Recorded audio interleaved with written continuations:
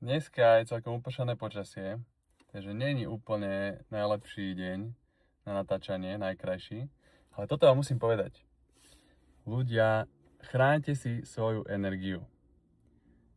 Začnem úplne bežnou vecou, sociálne siete. Ak vás nebaví video, alebo vám neprináša hodnotu, aj toto video, swipenite ho ďalej.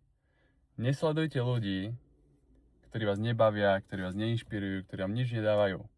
Nesledujte tie posty, nesledujte telku, ktorá vám nič nedáva, nesledujte proste, nezaoberajte sa vecami v živote, problémami druhých, ktoré vás nikam neposúvajú.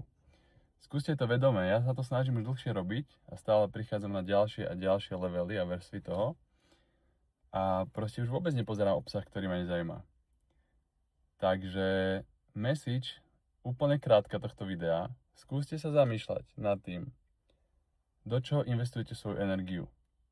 Lebo to vás bude ďalej smerovať. Nie je to nejaké úplne EZO, že teraz budete si to vytvárať, neviem čo, ale tým životom proste pôjdete ďalej podľa toho, čomu budete v tom dni dávať energiu. Takže energia a fokus je podľa mňa naša najväčšia hodnota, úplne najväčšia mena, nie peniaze, ale energia.